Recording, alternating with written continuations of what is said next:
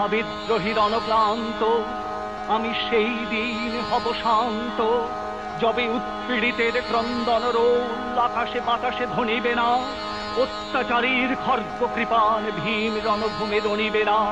আমি চির বিদ্রোহী বীর, আমি বিশ্ব ছাড়াই উঠিয়াছি একা চির উন্নত শির।